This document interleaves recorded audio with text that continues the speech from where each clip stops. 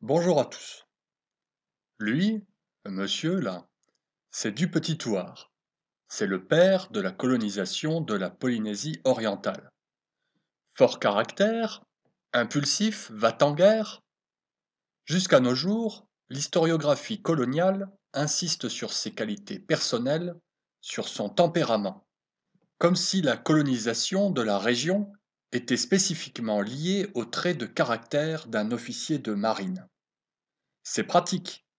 En insistant sur la responsabilité personnelle de Dupetit-Thouars, on amoindrit la responsabilité historique de la France. Traduction, c'est pas moi, c'est lui. Dans cet épisode, on va essayer de montrer que Dupetit-Thouars n'est ni un marin crétin, ni un électron libre, mais bien le produit d'un pays et de ses institutions. Jeune officier de marine, Dupetit-Thouars est directement impliqué dans deux épisodes majeurs de l'histoire coloniale. En Haïti. Au prix d'une guerre sanglante contre la France, Haïti proclame son indépendance le 1er janvier 1804. Indépendance que les autorités françaises refusent de reconnaître. Pendant 20 ans, la France envoie régulièrement des émissaires pour négocier le retour d'Haïti sous sa tutelle. Et parmi ces émissaires, Dupetit-Thouars, débarqué à Port-au-Prince en 1821. Il semble particulièrement indiqué pour cette mission. D'une part, il a des intérêts familiaux dans l'ancienne colonie, de l'autre, il a déjà navigué dans la mer des Caraïbes. Il rencontre le président Boyer et lui annonce que son gouvernement est prêt à reconnaître l'indépendance d'Haïti, mais en échange d'un statut de protectorat. Évidemment, le président Boyer décline la proposition. En Algérie, le gouvernement de Charles X veut rétablir le prestige colonial de la France. Au prétexte d'un conflit entre le dey d'Alger et le consul français, il instaure un blocus en 1827. Et parmi les officiers mobilisés, Abel, Aubert, Dupetit-Thouars. Embarqué dès le début des opérations, il considère que le blocus ne suffit pas. De 1827 à 1830, il plaide régulièrement pour une attaque terrestre. À l'appui, il rédige tous les plans nécessaires à un débarquement. Moyens de transport, quantité de soldats, itinéraire, points d'attaque. Ses supérieurs hiérarchiques sont tout d'abord opposés à une intervention terrestre. Mais au bout de 3 ans, ils donnent raison à Dupetit-Thouars et globalement, ils suivent ses recommandations. À ce titre, il peut être considéré comme un des précurseurs de l'invasion de l'Algérie. En clair, quand il arrive à Tahiti, Dupetit-Thouars a déjà une expérience coloniale. Il a négocié avec Haïti un statut de protectorat, participé à un blocus et rédigé des plans pour envahir l'Algérie. Celui qui se présente à la reine Pomaré et au chef n'est pas un jeune marin fougueux, mais un officier expérimenté, capable de jouer alternativement la négociation et l'intimidation pour créer de nouvelles colonies.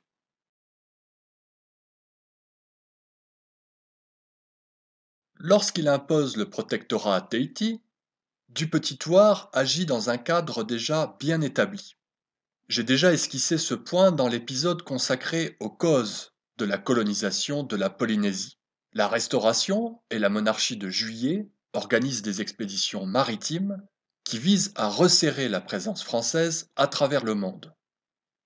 Vers la fin des années 1830, la France jette les bases de sa politique en Polynésie.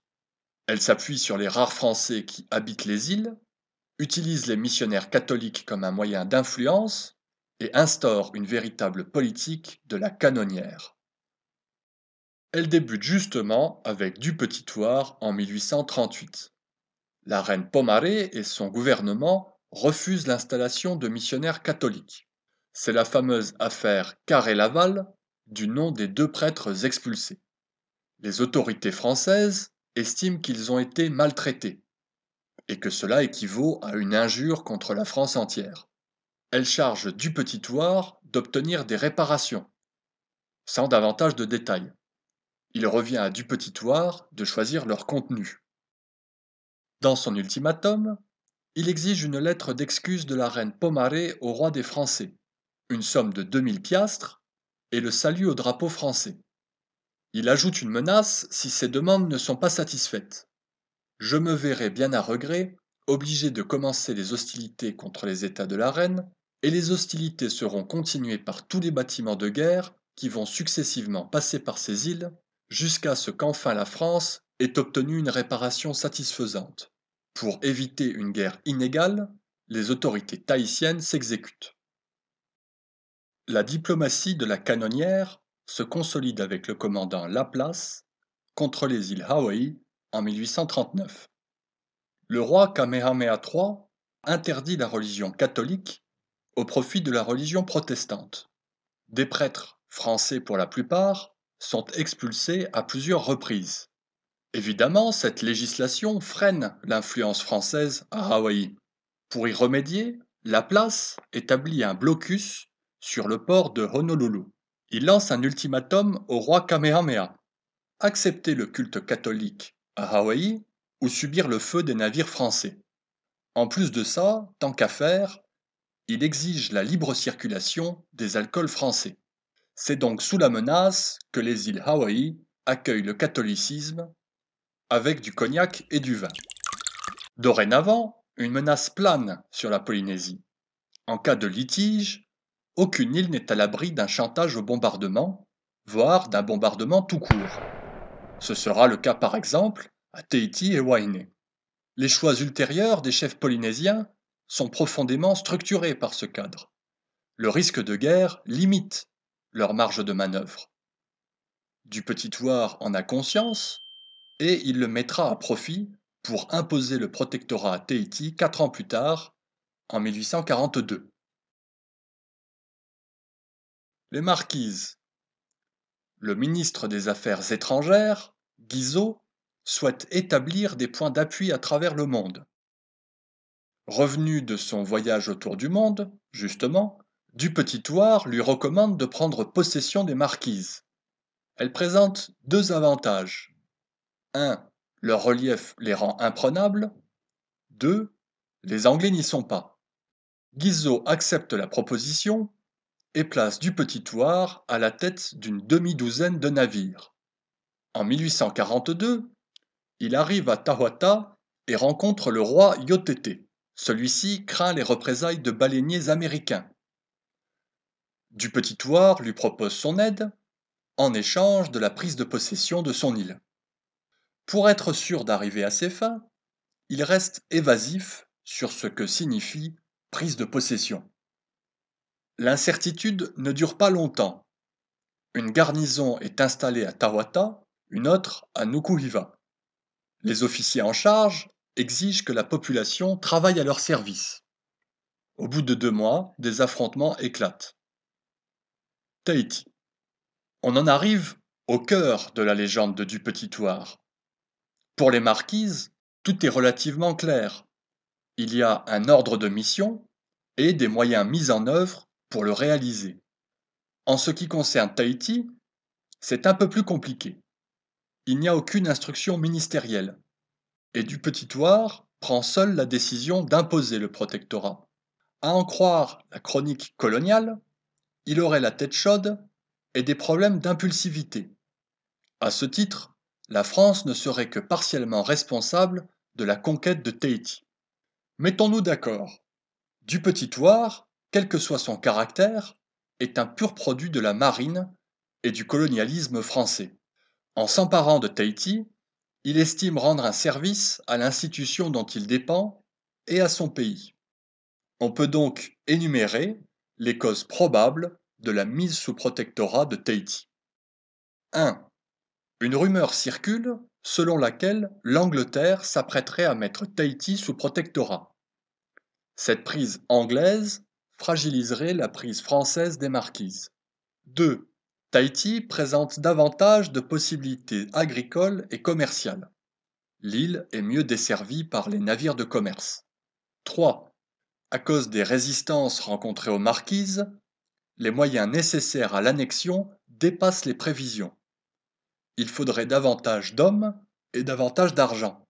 En ce sens, la mise sous protectorat de Tahiti peut être, entre autres, considérée comme un amortissement des coûts de l'entreprise de conquête des Marquises. 4. Quelques commerçants européens installés à Tahiti, et particulièrement Moerenut, incitent du Petit Thouars à s'emparer de l'île pour protéger leurs intérêts. Guizot résume et justifie l'initiative de Du Petit Thouars en ces termes. À ses yeux, notre établissement en Marquise n'était ni suffisant, ni sûr si notre autorité ne s'étendait sur les îles de la Société, spécialement sur Tahiti, le centre et la perle de cet archipel voisin. Du Petit Thouars n'est donc pas un maniaque de la mise sous protectorat. Ses choix relèvent d'une logique économique et militaire, logique que structurent des impératifs professionnels et stratégiques sur fond d'expédition coloniale. En novembre 1843, Du Petit Thouars revient à Tahiti avec une lettre du roi Louis-Philippe. Celui-ci reconnaît officiellement le statut de protectorat de Tahiti et de ses dépendances. Problème, la reine Pomaré arbore un drapeau tahitien décoré d'une couronne anglaise et pas le drapeau du protectorat. Du Petit Thouars l'interprète comme une injure, à son honneur, à celui de la France, etc. Il lance un ultimatum. Si la reine change de drapeau, Tahiti reste un protectorat. Si la reine refuse de changer de drapeau, Tahiti et toutes ses dépendances deviennent des possessions françaises. Autrement dit, c'est l'annexion. La reine refuse, 600 soldats français s'emparent de Papeete. Le protectorat sera rétabli un an plus tard, avant tout pour des raisons diplomatiques. Bruat est nommé gouverneur à la place de Du Petit Thouars, ce qui équivaut, en langage administratif, à un désaveu. Le gouvernement craint de se retrouver en porte-à-faux avec l'Angleterre. Pourtant, là encore, il y a un cadre, tant pour la mise sous protectorat improvisé que pour l'annexion sauvage. On peut se demander, à la même période, Du Petit Thouars est-il le seul à devancer les directives de son gouvernement et à imposer la férule coloniale à une île ou à un archipel? Pas vraiment. En janvier 1843, le capitaine anglais George Paulet est envoyé à Hawaï. Il est chargé de régler des conflits commerciaux et de propriété foncière. En gros, il doit faire pression sur le royaume pour y affermir la position de l'Angleterre. Mais il outrepasse ses directives. Il renverse le roi Kamehameha III et prend possession des îles Hawaï. Les États-Unis et la France protestent. Il faudra 5 mois pour que l'amiral Thomas, le supérieur hiérarchique de Paulet, annule l'initiative. En janvier 1843, le ministre de la Marine et des Colonies, l'amiral Duperré, envoie secrètement des directives à Du Petit Thouars. Il l'enjoint à prendre possession, ou à faire prendre possession, de la Nouvelle-Calédonie. Il ne consulte personne, ni le gouvernement, ni même ses propres services administratifs. Le capitaine de corvette Julien Laferrière est chargé de la mission. Il récolte les signatures de quelques chefs kanaks, tire quelques coups de canon et hisse le drapeau de la France en Nouvelle-Calédonie. Celle-ci restera virtuellement française jusqu'à ce que le gouvernement découvre et annule l'initiative de Duperré. Du Petit Thouars à Tahiti, Paulet à Hawaï et Duperré pour la Nouvelle-Calédonie. À des dates très proches, plusieurs officiers de marine estiment pouvoir prendre possession d'une île du Pacifique sans en passer par leur hiérarchie. Du Petit Thouars n'est évidemment pas la norme, mais il n'est pas non plus une exception. L'annexion, même sur initiative personnelle, constitue une option envisageable. Il ne faut pas oublier que les officiers de marine européens sont loin de leur métropole. Les informations mettent plusieurs mois à circuler. Leurs directives sont souvent peu précises et laissent place à interprétation. Ils sont plus ou moins directement incités à prendre des initiatives. Par ailleurs, les spécificités légales du protectorat sont laissées à l'appréciation de l'officier en charge. Les réparations financières et ou symboliques également. Cette marge de décision se retrouve dans les initiatives de protectorat ou d'annexion. On l'a déjà dit, du Petit Thouars est écarté des Marquises et de Tahiti au profit de Bruat. Est-ce que ça veut dire que la France condamne la mise sous protectorat de Tahiti? Pas exactement. Le gouvernement veut éviter des tensions avec l'Angleterre. C'est en fonction de la réaction anglaise qu'il ajuste sa politique coloniale en Polynésie. Aberdeen est le ministre des Affaires étrangères de l'Angleterre. Tahiti étant une île sous influence anglaise, le protectorat français ne lui plaît pas tellement. Cela dit, l'Angleterre a acquis la Nouvelle-Zélande récemment et domine largement la région. Il concède à la France la prise de Tahiti. C'est seulement après l'accord tacite d'Aberdeen que Guizot officialise la mise sous protectorat de Tahiti. En ce qui concerne l'annexion, Aberdeen proteste, mais il n'a pas besoin d'insister. Le gouvernement français l'annule immédiatement. En signe de bonne volonté, du Petit Thouars est rappelé en France. Il est assez inutile de spéculer sur la psychologie de du Petit Thouars. Il faut s'en remettre principalement à sa trajectoire professionnelle, à la politique des points d'appui édictés par Guizot, à la situation des officiers de marine européens dans le Pacifique. Ces facteurs expliquent son initiative davantage que l'impulsivité. Par ailleurs, du Petit Thouars explique lui-même la raison de ses initiatives. La première fois, il insiste sur le risque d'un protectorat anglais à Tahiti. Ce risque présumé, il le devance en imposant un protectorat français. La deuxième fois, il explique que sa hiérarchie aurait préféré une annexion directe à un protectorat et qu'il s'est servi des circonstances pour satisfaire sa hiérarchie. Il écrit: Je n'avais pour guide que cet invariable et antique mandat de tout chef d'escadre, protéger les intérêts français et faire respecter notre pavillon. Du Petit Thouars a donc une double motivation: renforcer la position de son pays et satisfaire sa hiérarchie.